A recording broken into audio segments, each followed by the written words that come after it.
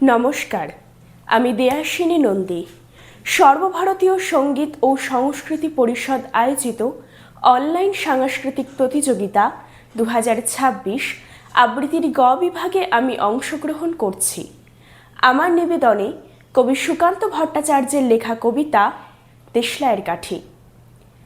আমি একটা ছোট্ট দেশলাইয়ের কাঠি, এত নগণ্য হয়তো চোখেও পড়ি না, তবু যেন মুখে আমার উসখুস করছে বারুদ, বুকে আমার জ্বলে উঠবার দুরন্ত উচ্ছ্বাস। আমি একটা দেশলাইয়ের কাঠি। মনে নেই এই সেদিন হুলস্থুল বেঁধেছিল, ঘরের কোণে জ্বলে উঠেছিল আগুন, আমাকে অবজ্ঞা ভরে না নিভিয়ে ছুঁড়ে ফেলায় কত ঘরকে দিয়েছি পুড়িয়ে, কত প্রাসাদকে করেছি ধূলিসাৎ। আমি একাই ছোট্ট একটা দেশলাইয়ের কাঠি। এমনি বহু নগর বহু রাজ্যকে দিতে পারি ছাড়খাড় করে, তবুও অবজ্ঞা করবে আমাদের। মনে নেই এই সেদিন আমরা সবাই জ্বলে উঠেছিলাম একই বাক্সে, চমকে উঠেছিলে। আমরা শুনেছিলাম তোমাদের বিবর্ণ মুখের আর্তনাদ।